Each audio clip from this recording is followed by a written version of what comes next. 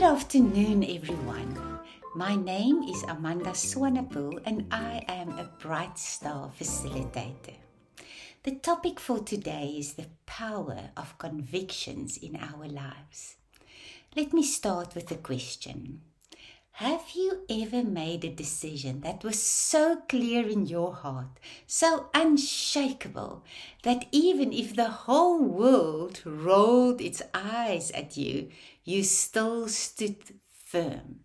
That is what we call a conviction. Convictions aren't just opinions. Opinions are like balloons in the wind.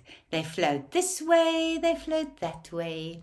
But convictions, they are like anchors. They keep us steady when the waves of life start crashing around us. We live in a world full of opinions and statements.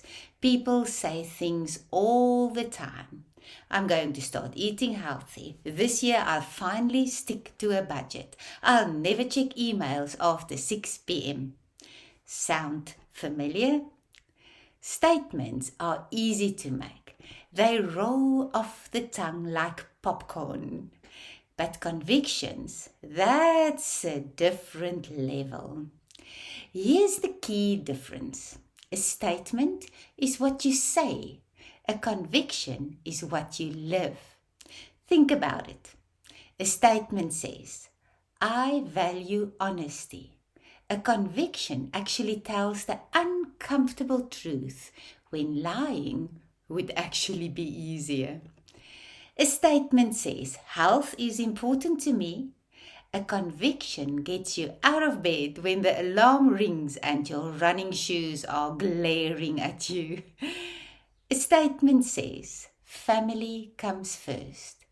A conviction shuts the laptop down at dinner time, even when a project is screaming for attention.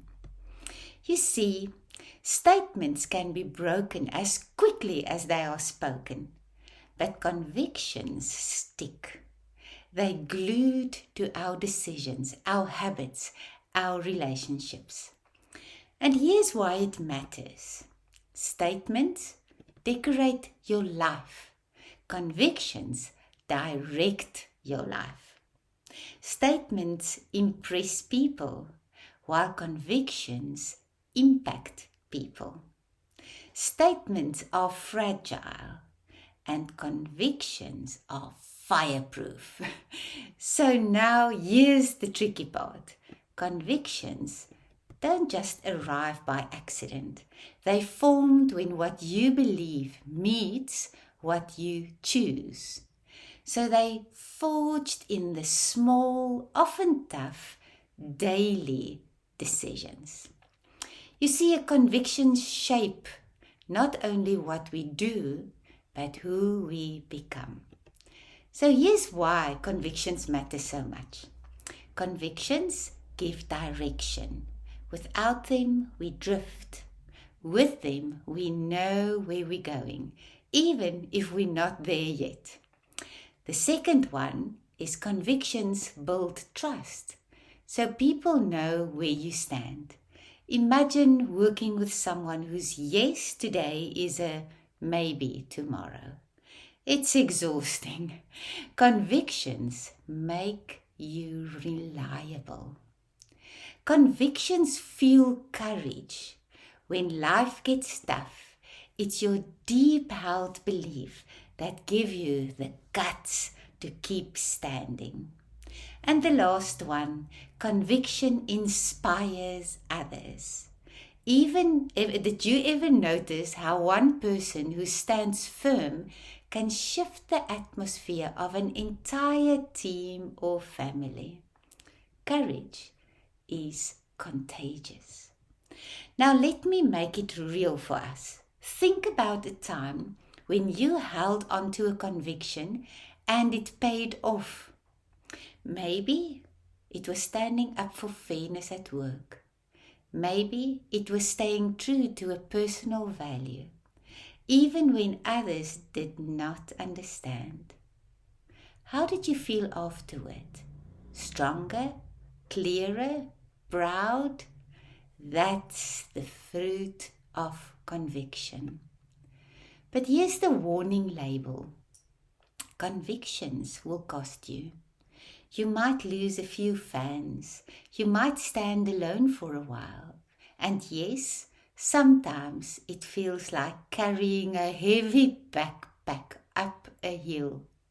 But the view at the top, the freedom, the integrity, the respect is worth every single step. So let's add a little fun right here. I want you to think of one conviction that you already live by. Maybe it's I don't gossip, or I finish what I start, or family dinner is non-negotiable. Got it? Now imagine your life without that conviction. What a mess, right? That's how much power convictions have. They keep our lives aligned, healthy, and meaningful. You may not be everyone's favorite when you stand by your convictions, but here's the good news.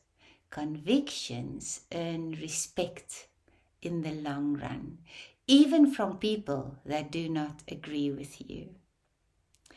Because at the end of the day, statements will make you sound good, but convictions will make you be good. Statements fill the air, but convictions fill your life. As we wrap up, let me give you 3 quick takeaways. Write it down. Know your convictions. Write them down. Any person who have done a Brightstar program or a workshop will be able to tell you about various statements that they wrote down that they are developing into convictions. After the first thing, you wrote it down, guard it.